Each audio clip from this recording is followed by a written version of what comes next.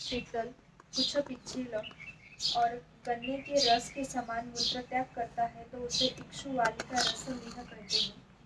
सांद्रमेह कफ के प्रकोप के कारण जिसका मूत्र कुछ समय तक किसी पात्र में रख देने पर गाढ़ा हो जाता है उसे सांद्रमेह कहते हैं।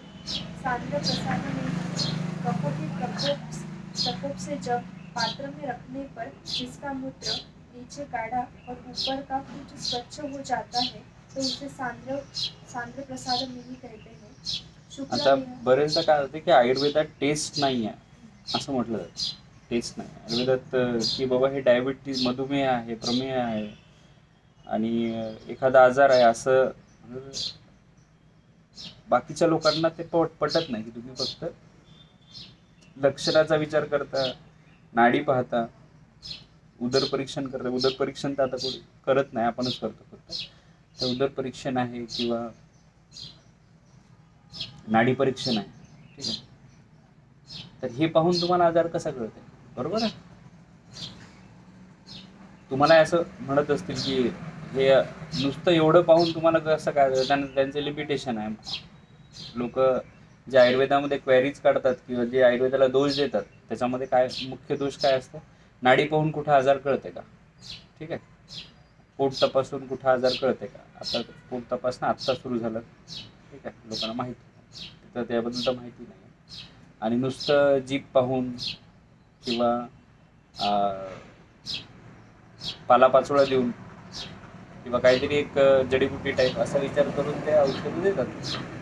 झाडाचं माहिती आहे, झाडाचं कसं काम करते हे माहिती आहे म्हणून आजाराला औषध देतात असं मॅक्झिमम लोकांना माहिती आहे.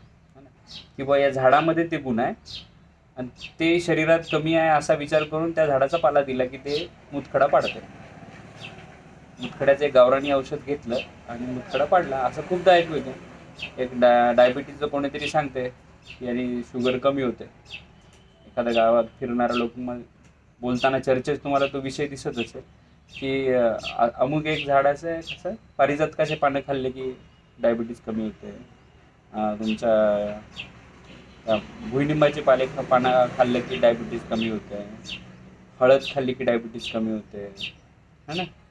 किंवा आणखी काय म्हणतात, कशाची पानं तुम्हाला आठवत असेल, कोणी म्हटलं असेल हे खाल्ल्यानंतर डायबिटीज कमी होते.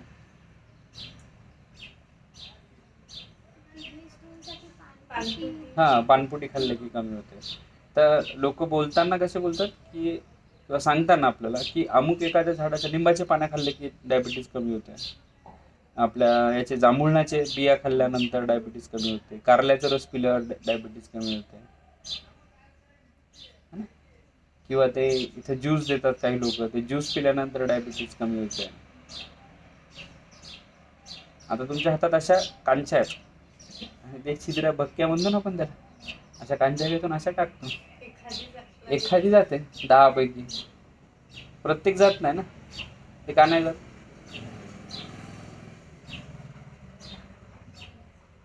नाही ते छिद्र एकच आहे, कांच्या 10 आहेत म्हणून जात नाही, बरोबर आहे. एकाच वेळेस जर मोठा गड्डा केला एवढा तर सगळेच जातील टाकलेला, पण ते एक छोटंसं छिद्र आहे त्याच्यात ते आपण टाकत आहे, ते एकच चालले.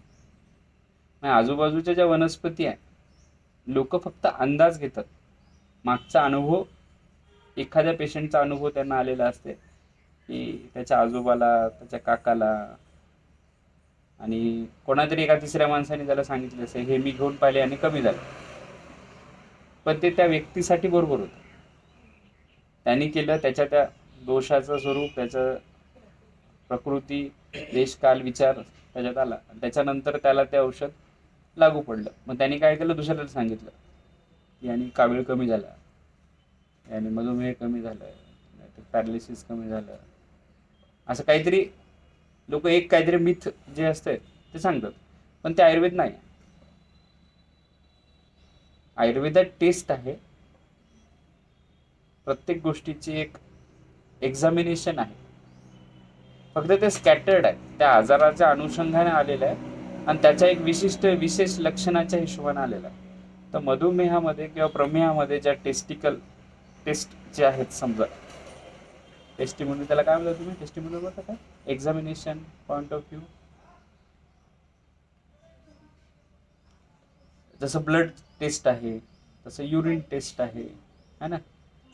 आणि त्याच्यामध्ये तुम्ही काय पाहता की ते विशिष्ट आजाराच्या याच्यात काय रचना झालेली आहे, बदल काय झालेला आहे, आणि त्याच्यावरून ठरवता की त्याचं काय एक्झॅक्टली शरीरावर परिणाम झालेला आहे. तर असं एखादंही आपल्याला दिसत नाही प्रमेहामध्ये किंवा इतर आजाराच्या हिशोबाने त्या ठिकाणी काही काही असे टेस्ट सांगितलेले आहेत. तर त्या टेस्ट आता त्यांनी वाचल्या. मूत्र घ्यायचं, त्याच्यामध्ये अविनता कशी चेक करायची ते आलेलं आहे. ते एकदा असं काही दिसलं समजा तर तिथं टेस्ट ट्यूबचं चित्र काढायचं आणि टेस्ट लिहून टाकायचं. आणि तुम्हाला ते डायबिटीजचा पेशंट आला, तुम्ही आता सध्या मी डायबिटीज शब्द याच्यासाठी वापरत आहे की तुमच्या त्या आजूबाजूला सतत आहे, आपल्याला चेक करायचं तो मधुमेह आहे, प्रमेह आहे, कोणत्या धातूमध्ये गेलेला आहे, कोणत्या दोषाशी संबंधित आहे आणि कुठल्या प्रकारात आहे, 20 प्रकारापैकी कुठल्या प्रकारात आहे. तर आपण या पद्धतीने जाऊ शकतो. आता तपासणी एकदा पुन्हा वाच. उदकमेह कफ के प्रकोप से उदकमेही रोग स्वच्छ मात्रा में अधिक श्वेत वर्ण का, शीतल, बिना गंध का एवं जल की तरह मूत्र त्याग करता है. आता काय काय आलेलं त्याच्यात? स्वच्छ, मात्रा में अधिक, श्वेत वर्ण, शीतल, बिना गंध. उदकमेह. काय प्रश्न पडला तुमच्या डोक्यात? काय पुन्हा ते शब्द वाच एकदा की मूत्राचं कसं आहे, मूत्र कसं आहे पद्धतीचं आहे, कसं आहे, मात्रा में अधिक आहे. लक्षात येते मात्रा में अधिक पहिल्यापेक्षा मात्रे स्वरूपात जास्त झालेलं आहे, ते आपल्याला लक्षात येण्यासारखं आहे. श्वेत, त्याची स्वच्छता जास्त आहे, खूप जास्त पांढुरक जे आहे त्याचा रंग बदललेला आहे. श्वेत म्हणजे पांढरा रंग, ठीक आहे.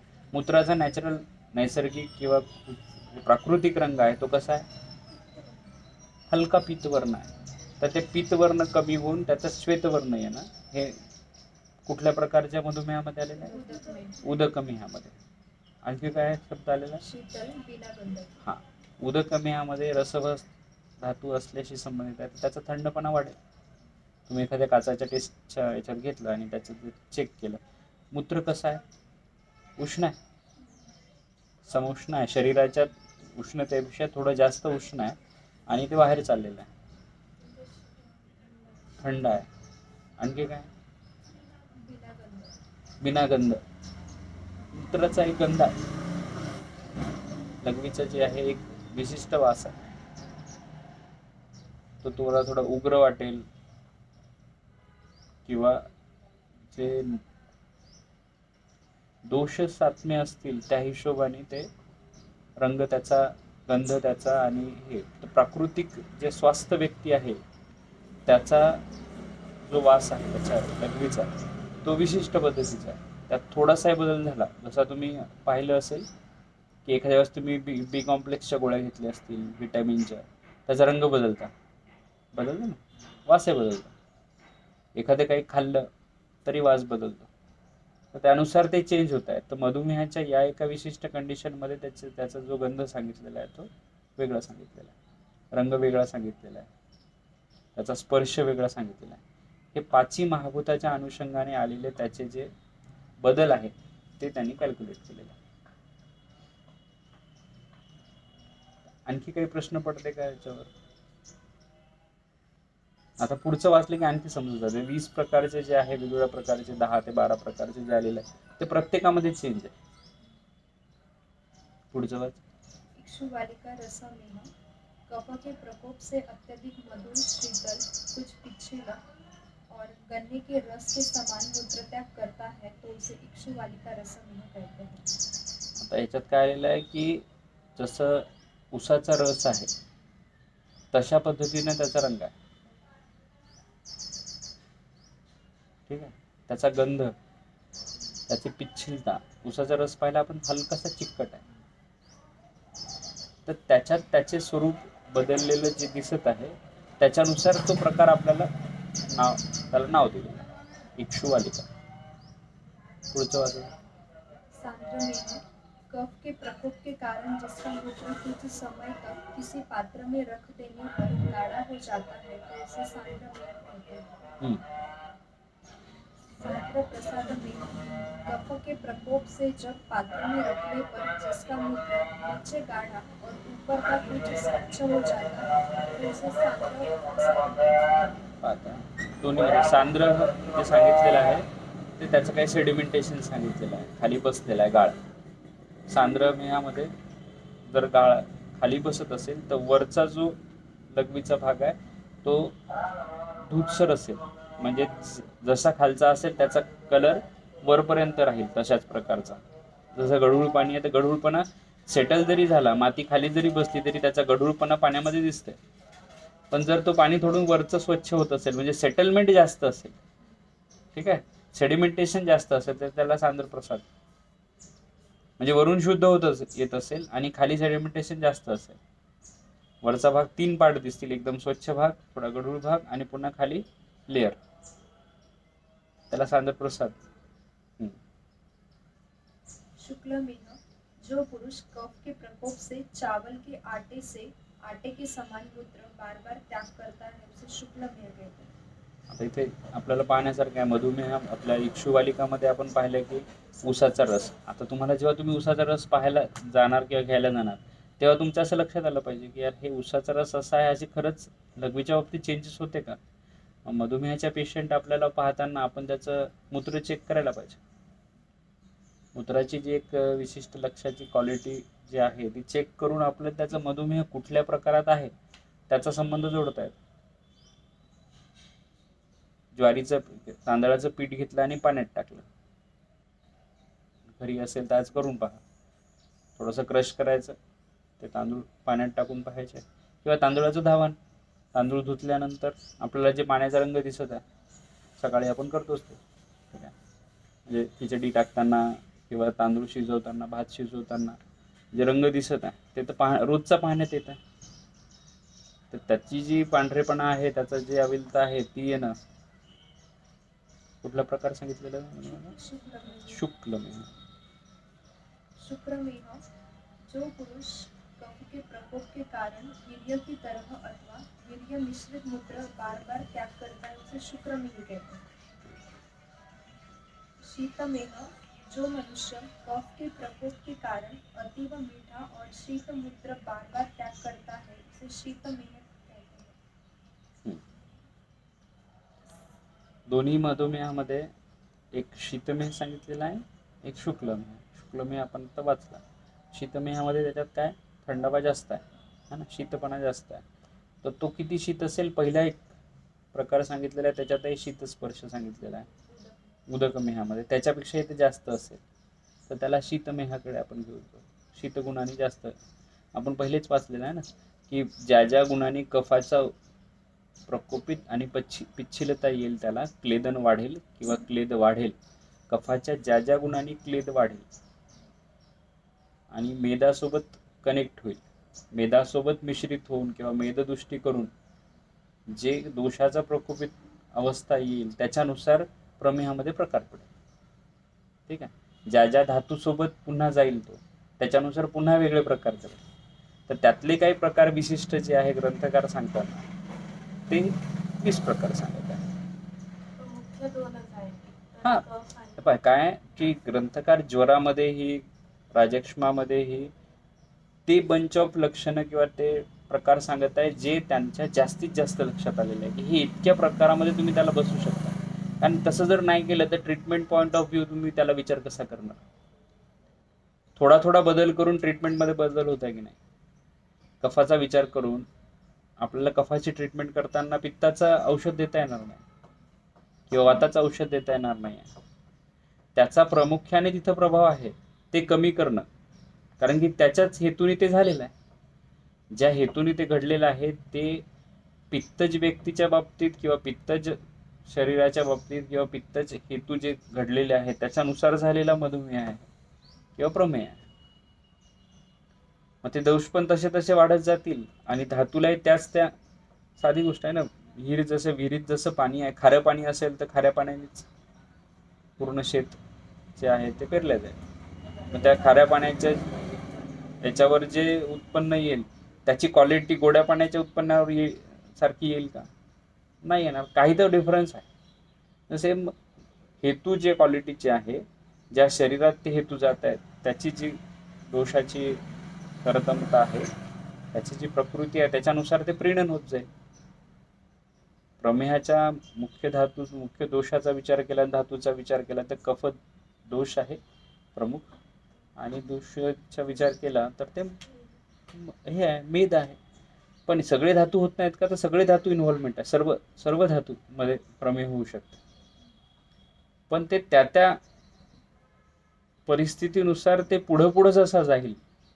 आता एखादा व्यक्ती समजा सुरुवातीला त्याच्या लक्षात आलं की मधुमेहासारखी लक्षणे दिसत आहे, माझा रात्री आळस होत आहे, मी खाण्यात तसं खात आहे, मला लक्षात येत आहे की नाही हे खाण्याने का मधुमेह होऊ शकते, मी आवर घालणार. जर मी आवर नाही घातला तर हे असंच चालू राहिलं तर दोष पुढचे धातू जे आहे त्याच्यामध्ये कव्हर करेल. आणि जसजसं त्याचं एरिया ऑफ धातू दोष, उपधातू आणि शरीराच्या प्रत्येक स्तरापर्यंत जाईल, अवस्थेपर्यंत जाईल, तसतशा पुढच्या अवस्था येईल आजाराच्या. आणि मग ते मधुमेह जे आहेत त्यापर्यंत, ओजोमेह, सगळे जे मेहाचे प्रकार सांगितलेले आहेत त्या प्रकारामध्ये ते पसरत जाईल, ते उपद्रव स्वरूपात येईल, त्याची व्याप्ती वाढत गेली. ठीक आहे. आता इथं आपण 14 जण बसून आहे, 14 किंवा 5 जण आहे, पण इथं जर 7 लोक बसले तर, 10 लोक बसले तर मला मागं जावं लागेल, किंवा तुम्हाला खूप कंजेस्टेड बसावं लागेल.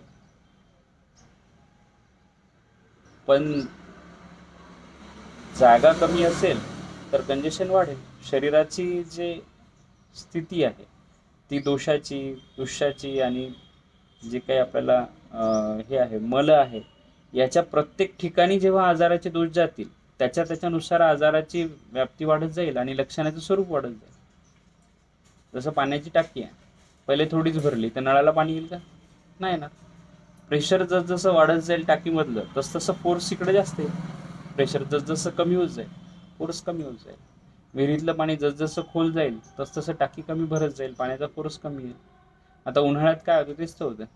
उन्हाळ्यामध्ये पाणी नाही आहे तर सगळीकडे पाण्याचं प्रमाण रोजचं 1 तासाच्या ऐवजी अर्धा-पाऊण तास कमी झालेलं आहे, किंवा वीकली एकदा झालेलं आहे, 2दा झालेलं आहे. ते उन्हाळ्याच्या शेवटीपर्यंत हळूहळू ते प्रमाण वाढत आहे, म्हणजे वीकली एकदापर्यंत येऊन जातं. मग नंतर मग पावसाळा आल्यानंतर तेच लोक गाड्या धुतील, तेच लोक सगळं करतील, कारण की पावसाळ्याचं पाणीच पाणी आहे, वापरतात. दोषाचे तसंच आहे. शरीरात जसजसे दोषाचं त्याच्यासोबत कनेक्ट होणाऱ्या जेवढ्या काही शरीरातल्या दोष, धातू, दुष्य, मल वगैरे आहे, उपधातू, खमल पासून सगळे प्रकारचे मळापर्यंत जेव्हा दोष जातील तेव्हा मग सगळ्या लक्षणासहित प्रमेहाची, ज्वराची लक्षणं दिसतील. जे लक्षणं सांगितलेलं आहे, लक्षण पूर्ण कंप्लीट जे सांगितलेले आहेत, एखाद्या डिस्क्राईब सन्निपातच ज्वर आहे त्याची जी पूर्ण लक्षणं सांगितलेलं आहे. आपल्याला एखादा ज्वर झाल्यानंतर आपल्याला लक्षणं किती दिसतात? तापच दिसते, अंग गरम वाटत आहे, नाक बंद आहे, डोकं दुखत आहे, चिडचिड वाटत आहे, ही त्याची सामान्य लक्षणं दिसत आहे. आपण तेव्हा त्याला ट्रीट करतो. पण आता कोणी त्याला ट्रीटच नाही केलं, त्याला उपशय दिलं नाही, एकतर ते नैसर्गिक पद्धतीने शरीराच्या बाहेर निघून जाईल आणि चुकीचे औषध घेतले तर वाढत जाईल. जर ज्वराची औषधं किंवा मधुमेहाची औषधं चुकीची घेतली तर काय होईल? आता नवीन प्रश्न आला. जर दोष समुच्चना जी घडलेली आहे, संप्राप्ती जी घडलेली आहे, त्या संप्राप्तीला जसं आहे तसं जर आपण नाही काढू शकलो, हेतू विपरीत चिकित्सा नाही करू शकलो, किंवा दोष दुष्याला बॅलन्स नाही करू शकलो, आणि शरीर ते हेतू बनते. तिला बरोबर लक्षात आलं, ते हेतू निदानार्थकर हेतू जे म्हणतो ना आपण, निदानाचाच आणखी एक हेतू तयार करतो. हेतू तयार झाला, दुरुस्त करताना जे औषध येत आहे तेच एक हेतू बनत आहे नवीन आजारासाठी. म्हणून आजाराचं प्रमाण वाढलंय. इतके आजाराचं प्रमाण, मधुमेहाचे पेशंट मरतात का माहिती आहे का? त्या डायबेटिक ट्रीटमेंटमुळे मरतात. डॉट खूप कॉन्फिडन्स देऊन म्हणत आहे मी की जी त्यांची ट्रीटमेंट चालू आहे त्याच ट्रीटमेंटने त्यांचं लाईफ वाढवण्याच्या प्रयत्नात दोषाची व्याप्ती वाढवत नेतात. आणि मग दोषाची व्याप्ती जेव्हा हार्टपर्यंत जाते तेव्हा हार्ट अटॅक येते. दोषाची व्याप्ती जेव्हा तुमच्या ब्रेनपर्यंत जाते तेव्हा स्ट्रोक येते. दोषाची व्याप्ती जेव्हा किडनीपर्यंत जाते तेव्हा किडनी फेल्युअर होते, मग त्यांची ट्रीटमेंट चुकीची आहे. म्हणून तर सांगत आहे ना की आपल्या लोकांची कमतरता आहे म्हणून प्रॉब्लेम चालू आहे. जेव्हा शास्त्र त्याच्या पूर्ण अभ्यासासहित ते लोक काम नाही करत, तेव्हा इतर शास्त्र जे काहीच कामाचं नाही आहे, जे सध्या पूर्ण समाज व्यवस्थाच बदलत आहे, लोकांच्या आजारापेक्षा व्यवहार जास्त चालू आहे, पैसा कमवण्याच्या नादात एवढ्या मोठ्या मोठ्या बिल्डिंग कशा होऊ शकतात? ते चुकीच्या ट्रीटमेंटचा विचार करून जर आपण गेलं तर त्यांचा तो खूप मोठा हेतू आहे आजाराच्या वाढत्या एका याच्यासाठी. गुगलमध्ये तुम्ही सर्च करा, तुम्हाला जाणवेल की जेवढे व्यक्ती आजाराने मरत आहे त्याच्या कितीतरी पट जास्त व्यक्ती जे आहे ना ते चुकीच्या औषधांच्या उपयोगाने मरत आहे. प्रत्येक 2 व्यक्तीमागे 1 व्यक्ती जे आहे ते फक्त चुकीचे औषध घेतल्यामुळे मरत आहे. मान्य कोणी नाही करत. तुम्ही मधुमेहाची ट्रीटमेंट करायला गेला, तुम्ही जे औषध घेताय, तुम्ही आता प्रॅक्टिस करताना ही गोष्ट अनुभवते. तुमच्याकडे एखादा पेशंट आला, कितीतरी पेशंट आहे, त्यांना मी सांगितलं बीपीची गोळी घेऊ नका, तुम्ही काय आवश्यकता असेल तुम्हाला बीपी नाहीच, ठीक आहे, त्याच्यासाठी ट्रीटमेंट ती घेताय बीपीची. ती गोळी जाऊन आतमध्ये काय करते, तुमच्या शरीराचं प्रेशर मेंटेन करण्याचा प्रयत्न करते, जे की त्याला आवश्यक नाही आहे. त्याला आहे मलावरोध. मलावरोधामुळे रक्तदाब वाढलेला. रक्तदाब एक प्रक्रिया आहे शरीराची मॅनेजमेंटची, की ती फक्त एवढं तुम्हाला संकेत देते की पोट साफ कर, म्हणजे मी आपोआप रिलीज होतो. शरीराला दिलेलं प्रेशर मेंटेनन्सचं एक कॉम्बिनेशन कुठंतरी त्याला बिघडवून ठेवलं की ते काय करेल, लक्ष देईल ना त्याच्याकडे. आता समजा तुला इथं बसल्या बसल्या थोडंसं असं घाबरल्यासारखं वाटत आहे, अनइझी वाटत आहे, तर तू त्या अनइझीनेससाठी ट्रीटमेंट करशील की ज्याच्यामुळे अनइझीनेस होत आहे किंवा पोटामध्ये दुखत आहे किंवा छातीत धडधडत होत आहे, त्या कारणासाठी ट्रीटमेंट घेशील. पहिली गोष्ट तर त्या डॉक्टरला किंवा त्या वैद्याला हे माहीत पाहिजे की ही धडधड जी आहे ना ही मलावरोधामुळे आहे. हे जे चेंजेस आहे हे मलावरोधामुळे आहे. ते मलावरोध जे आहे ना त्याच्या नॉनव्हेज खाण्यामुळे आहे, त्याच्या रात्री जागरणामुळे आहे, त्याच्या इतर काही अशा गोष्टीमुळे आहे की जे त्याच्यासाठी ते कारणीभूत ठरतात. कारण ते आहे ते त्याला बंद करायला लावणं, ते लक्षण कमी होते. लक्षणाला औषध देण्यापेक्षा जिथं ठिकाण आहे त्याच्या उत्पत्ती स्थानाला औषध देणं आणि मग नंतर लक्षणात कमतरता होणं, हे एक्युरेट जे ट्रायंगल आहे ना तो सॉल्व्ह करणं म्हणजे ट्रीटमेंट आहे. पण तसं होताना दिसत नाही. धडधड झाली की लगेच बीपीची गोळी सुरू करून देतात. शुगर आहे असं वाटायला लागलं तर ते काय करतात, घाबरलं, चक्कर आली एकदम. ॲक्सिडेंटल शुगर पेशंट आहे, accidental sugar patient. 90% sugar patient जे आहे, 70% 80% शुगर पेशंट जे आहे ना, एखाद्या डॉक्टरांकडे गेल्यानंतर फक्त एवढं सांगते की मला थोडंसं चक्कर आल्यासारखं वाटत आहे, घाबरल्यासारखं वाटत आहे, मग ते ब्लड टेस्ट करायला लागतं. ब्लड टेस्टमध्ये त्यांच्या शुगर निघते, ठीक आहे, मधुमेह निघते. म्हणजे मधुमेह नाही निघत, रक्तामध्ये शुगर वाढलेली दिसते. आणि रक्तामध्ये जी शुगर वाढत आहे ती त्यांनी काल खाल्लेल्या पुरणपोळीची, नॉनव्हेजची किंवा सकाळी खाल्लेल्या एखाद्या एक दिवस अगोदर खाल्लेल्या, कारण की शरीरात एखादा अन्नपदार्थ गेल्यानंतर त्याची पूर्ण कन्व्हर्शन होण्यासाठी जो टाइम पिरियड लागत आहे तो साधारणतः एक 12 ते 13 तासाचा लागत आहे किंवा 24 तासाचा लागत आहे. 24 तासामध्ये ते अन्न त्याच्या शरीरावर काम करत असेल की नाही आतमध्ये जाऊन, मग त्याचा इम्पॅक्टमधून मग शेवटी सगळं अन्नपदार्थ कशामध्ये, ग्लुकोजमध्ये कन्वर्ट होत आहे आणि शरीराला एनर्जी देत आहे. मग काल खाल्लेली पुरणपोळी कदाचित आज तुमचं शुगर लेवल रक्तातली फ्लक्च्युएट करत असेल. पण 100% ते डायबेटिक पेशंट आहे, मधुमेहाचा पेशंट आहे का? नाही आहे. त्याला जेव्हा वारंवारता येईल, मूत्राची अविलता येईल, पिच्छिलता येईल, इतर सगळी लक्षणं दिसतील, तेव्हा आपण त्याला त्या पद्धतीने विचार करू. सगळ्यात महत्त्वाचं, याच्यापेक्षा महत्त्वाचं, ते हेतू सापडतील. हेतू सापडले नाही तर त्याला कसं काय तुम्ही मधुमेह म्हणू शकाल? म्हणून आत्ता जे पेशंट चालू आहे त्यांनी पॅरामीटर्स चेंज केलेले आहेत. त्याच्यामध्ये त्यांना मधुमेहाचं जे पहिल्यांदा एक ब्लड टेस्टमध्ये जे एक पॅरामीटर राहायचं की नाही हे नॉर्मल रेंज आहे, ती नॉर्मल रेंजच कमी करून टाकली. म्हणजे जास्तीत जास्त पेशंट प्री डायबेटिकमध्ये येऊन जातील आणि तितका जास्त औषधाचा उपयोग केला जाईल.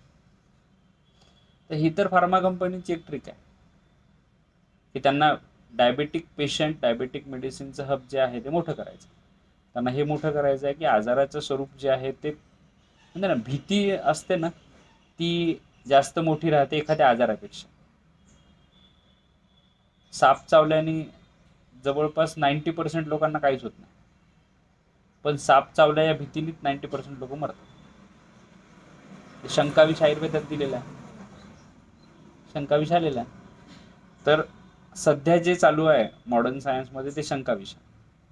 शंकाविषयाच्या भरोशावरच जवळपास 70 ते 80% लोक जे आहेत ते आजारी आहेत.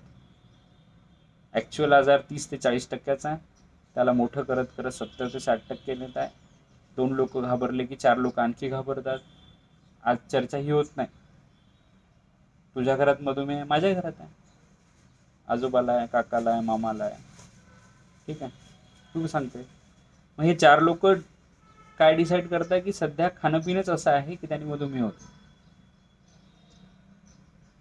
सध्या लाईफच तसं चेंज झालं आहे की डायबेटिकसाठी एकदम हे आहे. मग त्याच्यानुसार ते तिकडे तुम्हाला प्रोटीन द्यायला लागते आणि कार्बोहायड्रेट सांगते वेगवेगळे जे काही आहे.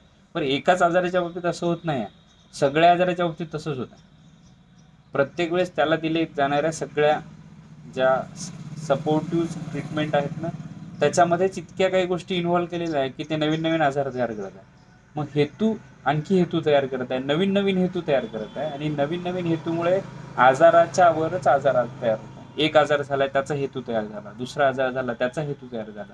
म्हणजे ज्या आजारासाठी तुम्ही औषध देताय ते औषध पुन्हा एक हेतू तयार करत आहे, पुन्हा त्या औषधासाठी त्या हेतूसाठी नवीन आजार तयार झाला, पुन्हा एक औषध घेत आहे. असं करत तुम्ही मल्टिपल आजाराची हेतू तयार करून नवीन आजार ज्याचं नावही लोकांना माहीत नाही. म्हणून आता आपण म्हणत आहे की इतके वेगवेगळे आजार आहेत की त्याची नावं सुद्धा माहीत नाही. आणि माहीत असले तरी ते असं काहीतरी अननोन नाव दिलं जाते की ते असं वाटते की किती मोठा आजार आहे. म्हणून आयुर्वेदात सांगितलेलं आहे की आजाराला तुम्ही नाव देऊ नका, आजाराचं स्वरूप पहा, त्याच्यानुसार तुम्हाला सांगितलेलं आहे. हे त्यांनी आत्ता जे सगळे मधुमेह, राजक्षमा, प्रमेह, ज्वर, जेवढे कुष्ठ, हे सगळे आजाराचे जे नावं दिलेले आहेत ना हे नावं नसून त्या लक्षण समुच्चयाचा त्या हेतूचा झालेला शरीरावरचा परिणाम आणि त्याच्या आधाराने बाकी सगळे आजार एकत्र करायचे. तशा प्रकारे मग आपण त्याला कुष्ठात घ्यायचं, राजक्षमात घ्यायचं, प्रमेहात घ्यायचं, ज्वरात घ्यायचं, हे ते हेतू ठरवतील आणि त्याचा जे दुष्दोष समुच्चय झाला, एकत्रीकरण झालं, ते परिणाम संप्राप्ती ठरवेल. पण तुम्ही असं पकडून नका चालू की हे डायग्नोसिस असंच असलं पाहिजे आणि हे नसले तर तुमच्यात ती कमतरता. मॉडर्न सायन्स काय करते, त्या डायग्नोसिसला पहिले नाव देऊन टाकते. त्याचं इतकं मोठं थायरॉइड थायरॉइड थायरॉइड थायरॉइड इतकं मोठा बोलबाला करून टाकलं की थायरॉइड एक कन्सेप्ट झाला, डायबिटीज एक कन्सेप्ट झाला की ते लोकांना झालाच पाहिजे. ते काय झाला याच्यासाठी कोणीही विचार करायला तयार नाही. कारण काय झालं हे म्हटलं की रूट कॉज तुटलं. रूट कॉज तुटलं की मेडिसिन खप कमी झाला. खप कमी झाल्यानंतर फार्मा कंपन्या पण काय काम आहे, त्यांना कामच नाही ना. ते तुम्हाला हे का नाही शिकवत की रूट कॉजवर काम करा. जर त्यांना खरंच प्रामाणिकपणे आजार कमी करायचे आहे, लोकांना बरंच करायचं असं जर ठरवलं तर ते रूट कॉजसाठी ट्रीटमेंटची गरजच नाही. त्यांना हे कन्फर्म माहिती आहे, 101% माहिती आहे की रूट कॉजला ट्रीटमेंट द्यायची गरज नाही आहे. मग ते कशाला सांगतील तुम्हाला? ते सांगतील का दही खाऊ नको म्हणून? ते सांगतील का व्यायाम करू नको म्हणून? व्यायाम कर असं सांगतील का?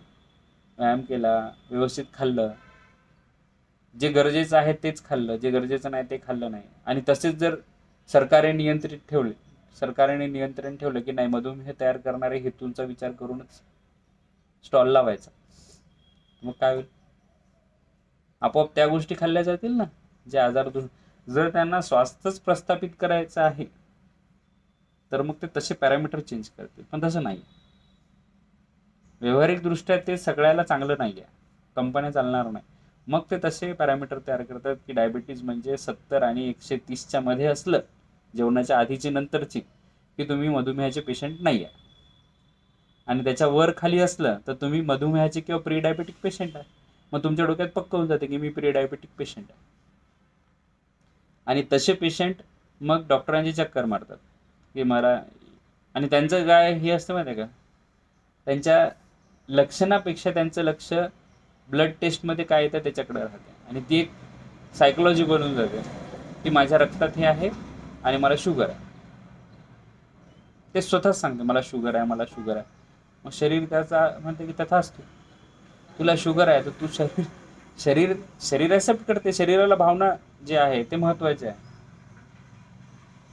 तुमच्या भावना ठरवतात की तुम्हाला आजार काय, मग तसंच शरीर वागायला लागतं. पुढचं बघ. सिकता में हो, जो पुरुष कफ के प्रकोप से मूत्र में बालू के कण के समान कफ के कणों को त्यागता है उसे सिकता में कहते हैं. शनेर में हो, जो पुरुष कफ के प्रयोग से धीरे धीरे बिना वेग के कष्ट के साथ मूत्र त्याग करता है उसे शनेर में कहते हैं.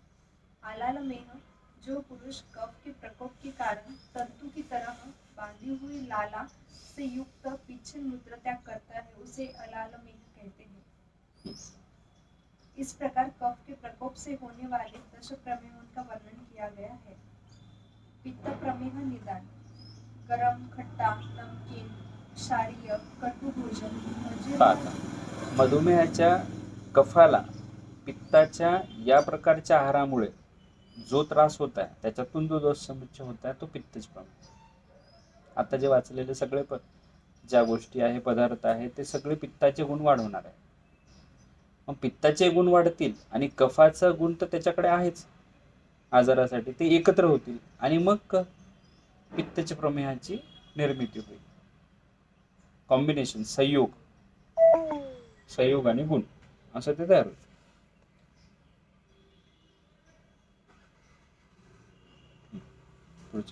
अति तीव्र धूप तथा अति तीव्र अग्नि की ज्वाला के निकट समर्पित के रहना, अति परिश्रम, अति क्रोध, विषम भोजन करना, इन कारणों के सेवन से पित्त प्रकोपित व्यक्ति का पित्त अतिशीघ्र कुपित हो जाता है. पित्तज प्रमेह. आता पित्त फक्त काय दोषानुसारच, खाण्यापिण्यानुसारच बदलेल का? नाही. पित्ताचे जास्तीत जास्त हेतू जे आहेत ना ते विहाराचे आहेत. म्हणजे जळजळीत खाणं यांनी पित्त जेवढं वाढत नाही तेवढं जळजळीत विचार केल्याने पित्त वाढते. एखाद्याबद्दल कुंठा, मनामध्ये राग, मोह, चिडचिड करण्याचा स्वभाव, ठीक आहे, स्वभाव म्हटल्यापेक्षा माझे कपडे तिच्या कपड्यापेक्षा मळके कसे, किंवा तिचा ड्रेस माझ्यापेक्षा जास्त भारी कसा, ही जी मनात असलेली ईर्ष्याभाव आहे किंवा जे षडरिपू आहे त्याचं जे ॲग्रेशन आहे ते सतत राहणं हे पित्ताला कुठंतरी जास्त. आणि पित्त हे सरळ सरळ तुमच्या कशाशी संबंधित आहे? त्याचा सस्नेह शब्द सांगितलेला आहे, जो गुण सांगितलेला आहे तो तुमच्या स्वभावाशी, मनाच्या अवस्थेशी संबंधित आहे. तर जेवढे काही, कारण की बुद्धी, मन याच्यामध्ये कुठलं पित्त सांगितलेलं?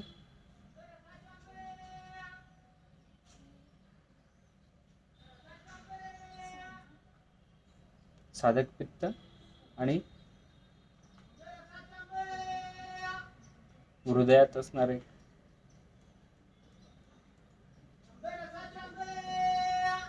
मस्तिष्कगत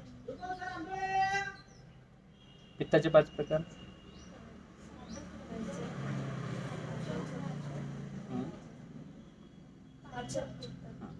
तर जे मस्तिष्क ठिकाणी पित्त आहे, मनाच्या ठिकाणी किंवा बुद्धीच्या ठिकाणी जे काम करते त्या पित्तासाठी ही सगळी लक्षणं काम करतात. त्याच्या विहारज हेतूनी किंवा तुमच्या वागण्यातल्या आचरणाशी संबंधित असलेल्या हेतूनी ते वाढणार. आणि त्याच्यात पुन्हा हे मधुमेहाची सगळी लक्षणं जर एकत्र आली, मानसिक ताणातून होणारा मधुमेह आपण म्हणतो सतत स्ट्रेसमुळे. आता सध्या